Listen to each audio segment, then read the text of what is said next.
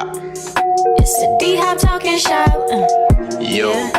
We talking with D-Hop. Yeah. Tell me what shit you got. Yeah.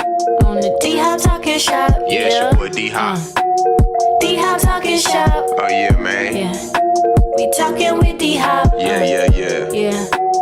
Tell me what shit you got. Yes, sir. Yeah. On the D-Hop talking shop. Welcome to the D-Hop Talking Shop.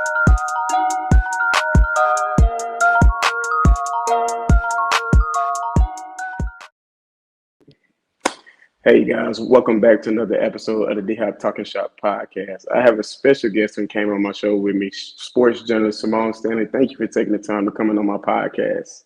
Thanks for having me, of course. So I've been wanting to tell you, I've been giving your flowers off camera. So since I'm finally getting to meet you for the first time, I want to say I love everything that you've been doing, been admiring everything you've been doing from afar. So it's been inspiring me in a big time way to, try to get my podcast up to big time, just like you. So I just want to say thank you for all the hard work that you've been doing. You've been inspiring me and been a big fan of you for a while now. So it means a lot. It. Yeah, you gonna get there. Just gotta keep doing the work, and it'll come. Oh yeah, I knew we was gonna get along when I first met. I saw she's an Eagles fan just like me, so I was like, okay, yeah, it's cool. So I want to go ahead and start. So can you share your story on how did you start your career, everything you got going? Yeah, so I really started. So I went to school. I went to NC State for college. When I went to state, I knew that I wanted to work in sports, but I didn't know in like what capacity. Like I didn't know like what role I wanted to have in sports. Yeah. So I majored in sports management, which is kind of just like you kind of get a feel for everything: business, marketing, operations, finance, and but nothing really like you don't dive deep into one like specific specialty. But like our program was very small, so our professors were very hands-on because it wasn't that many of us in the program. So I got to do a lot of different things like on campus, like work with a lot of different championships that might have been hosted at NC State. Got to work like with the track team, with the volleyball team, doing a little bit of wrestling, kind of a little bit of everything. I had a minor in accounting, so I got my first like internships, really like structured internships, really in like accounting and finance, just because it wasn't that many sports opportunities, especially in the Raleigh area, which is where I went to school. Not any major sports teams in Raleigh. We have the Hurricanes hockey, but nothing really like not a lot going on sports-wise in Raleigh. So it wasn't really that many opportunities, but they were a lot for me, like in finance and accounting. So I went down that route for a while, and I ended up getting an internship with the Charlotte Hornets in their finance department. So just got a lot of different experience in different realms of sports, but I still didn't know like exactly what I wanted to do. When I graduated, I was still kind of going the finance-ish route, finance kind of accounting route. I like being in sports, but obviously like the finance accounting stuff was kind of boring. Yeah, I feel you on that. So everybody was saying, everybody has always said, like, because I've always been so passionate about sports, I need to have my own show. I need to be talking about sports. But I never really like took them seriously because I didn't think that was something, when I was in college, like digital media and all of that wasn't really like that big of a thing like it is now. So I wasn't really taking anybody serious when they said that. But one day, I don't know why, but like a light switch went off and I was like, I might as well just try it, give it a try, because that's the only thing I really like doing is really just talking about sports. So I started my own platform on YouTube. At this point, I've moved to Atlanta. So right after I graduated from state, I moved to Atlanta because I just knew it would be a lot more like opportunities in Atlanta, especially like freelance opportunities, which I was right about because I'm still here. So, so at that point, like I was freelancing and like working with the Atlanta Dream. I worked with a newspaper here. I've always liked writing. It's kind of random, but I've always been interested. I always enjoy writing. And sports writing was a way back in the day. A lot of people kind of got on air and started doing stuff on camera by starting writing. So I leaned into like my writing skills, and I started working for a newspaper here in Atlanta called the Atlanta Voice, and I also wrote for Fansided as well. And writing for the Atlanta Voice got me a lot of opportunities to cover a lot of sports in Atlanta, cover a lot of games, and like be in those rooms and realize like what I needed to do to get to where I wanted to go. So I just started investing more in my YouTube, and then started getting more reps like on camera, which really helped me get reps on camera. Like doing YouTube really helped me get reps on camera, because at first I was nervous like being on camera, but once I started doing YouTube, I got more and more comfortable. So then like when I started actually getting on broadcasts and getting on games, I felt like I was a little bit ahead of the curve a little bit, just because I've gotten so comfortable on camera. So I definitely will say that YouTube really helped me get my start. Okay. Yeah, going back to that comment that my family was the same way. I love talking about sports, and they always was like, man, you should start your own podcast. So 2 years later, I'm doing it now. I still be looking at my videos. I be like, wow, I still can't believe I'm doing this. Like, I done talked to Ken Hamlin, Dominique Rogers, Camardi, those guys type, and it's been moving along. So yeah, I can relate to that comment a lot. So that's awesome. Yes, for sure. So you from North Carolina? Yes. Okay, I've never been down there before. You been to Dallas before? Dallas. Oh, because you said down there. I'm like, where do you live? Yeah, Dallas. Yeah, Dallas. I mean, yeah. No, I haven't been to Dallas. I've been to it's kind of confusing. I've been to Frisco. Oh, okay, yeah, I know exactly where I thought I was going to Dallas, but it was actually Frisco. But it was kind of like advertised as if I was going to Dallas. Yeah. Just imagine me being an Eagles fan. I'm around all these Cowgirl fans. It sucks. I can't even imagine that, for real. Yeah. But who are your top 3 athletes that you have interviewed so far, and some that you would love to interview that you haven't gotten to interview yet? Top 3 that I have already? Yeah. Definitely Caitlin Clark, which just happened recently. I would say maybe Ryan Clark. I interviewed Ryan Clark a while, like when I was really kind of just first starting my podcast. I got to interview Ryan Clark, and that was somebody that before he had like the pivot, and before like, when he was first starting to come up on ESPN and like be like a household name on ESPN. That's dope. And then also Quinyon, who we just drafted. So I interviewed Quinyon at the Senior Bowl in February. Oh, okay. Yeah, that's big time. It's big time for real. So yeah, so YouTube helped you prepare for getting those big names, talking to them. So, yeah, that's what's up. So, what do you like the most about your career? I really like meeting people and talking to people. Like, there's like you meet like a lot of different people, whether it's online, on Zoom. Like, I really like meeting different people, being able to talk to different people. I definitely think that's like my favorite part, is like the human interaction and just getting to know so many different people. Oh, okay, yeah, that's what's up. So, what do you like to do outside of work when you're not into the sports? Like, it's your hobbies.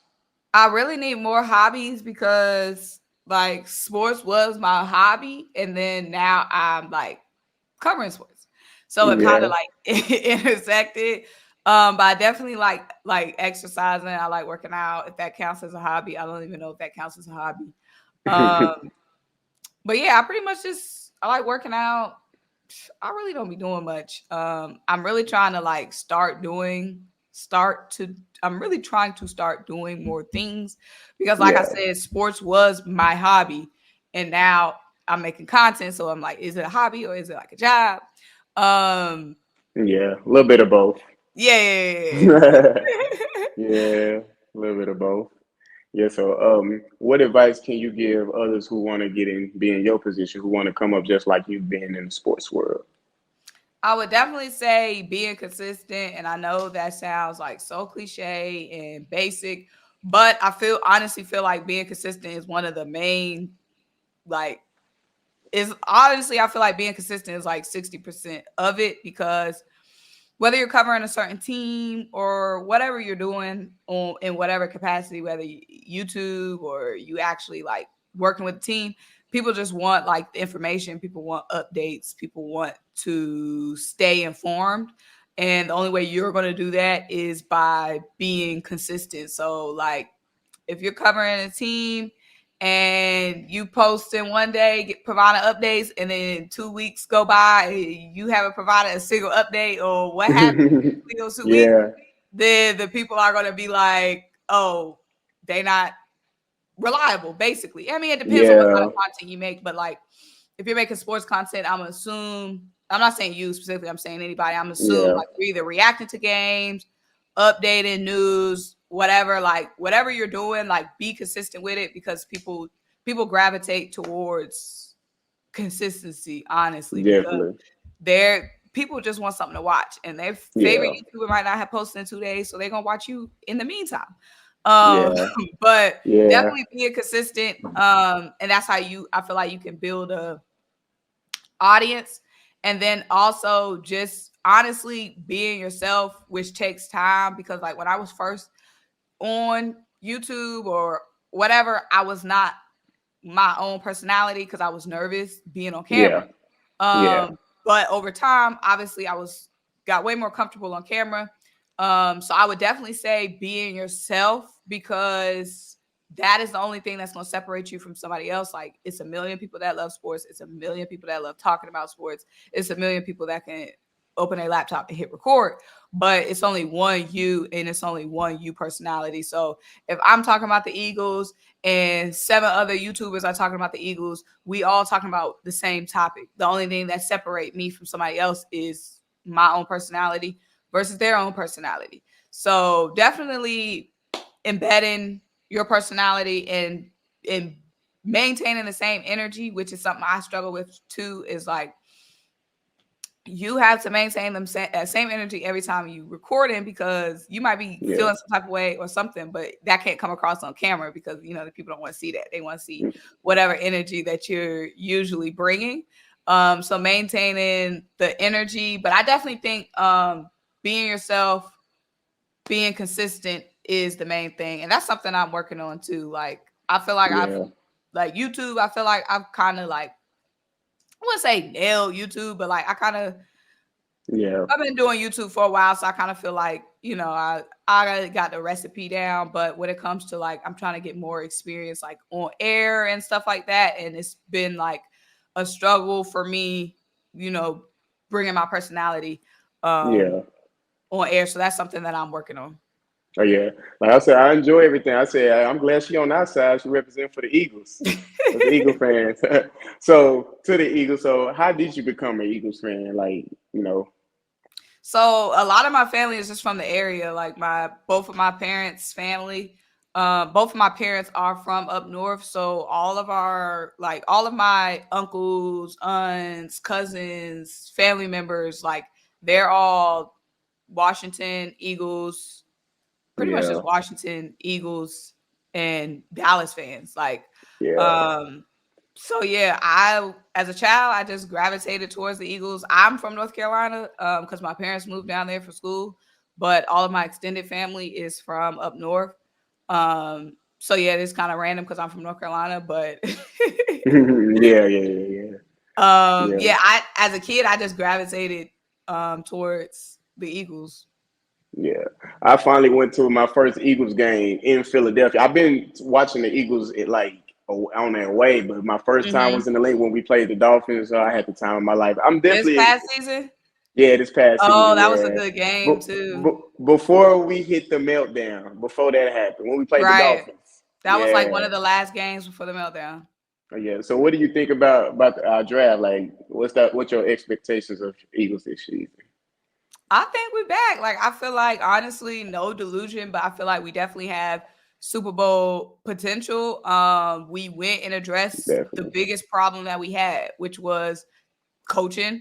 and the secondary, Yep. and we immediately addressed it. The fact that we got a starting caliber cornerback already coming in, being able to solve that issue with James Bradbury, and then adding more pieces to the secondary with Cooper DeJean, with CJ Yeah. GJ this offseason. I just feel like the secondary is definitely going to be revitalized. And we still have the younger guys that like Briggs and Ringo, Sidney Brown, that was showing a lot of potential, that have a whole year under their belt and has going to have a whole nother training camp and offseason under their belt and a chance to get even better. So I feel like, plus on the offensive side as well, like I feel like the main issues with offense last season was the play calling. But Definitely. even to that point, we still added a lot to the offense, getting Saquon Barkley. I didn't even feel like the offensive personnel like needed to change. I felt like honestly it was really just the coaching that needed to change, in my opinion. Like we were already like on paper had an explosive offense. But we go and add Saquon Barkley. We go and add Will Shipley, going and instantly upgrading Kenny Gainwell. Yeah. And then go and get some competition in here for that wide receiver 3 spot. Like, and all we need these dudes is to be better than Quez Watkins. No offense. Yeah. But it's not like we need them to be stars. We just need to be better than Quez, which is like, Yeah. See, I was done with Quez when that Super Bowl pass. But what really made me wash my hands, remember when we played the Rams last year and he didn't cut up field? He went around, he didn't cut up. I said, okay, off. I had enough. I seen enough then. And then another, going back to our running back situation, I was a part of the DeAndre Swift camp. I wanted to resign DeAndre Swift. But when we got Saquon Barkley, I said, okay, all right, that was enough. I wanted DeAndre Swift too. I mean, it would have been cheaper, and he was already here and a fan favorite. Like, he from the area. But I see the upgrade in Saquon. Yeah. So I'm good with Saquon now. So yeah. But we'll see what happens though. Yeah. So appreciate you taking the time to come on my podcast. Really means a lot. Of course, yeah. So to all my people, make sure you go check out Symone with Sports. Make sure you tap. She got some good content. For you Eagle fans, definitely make sure you hit a like and subscribe on her channel. But yeah, appreciate that again. Thanks for having me, for sure. Okay. All right. Bye-bye. All right.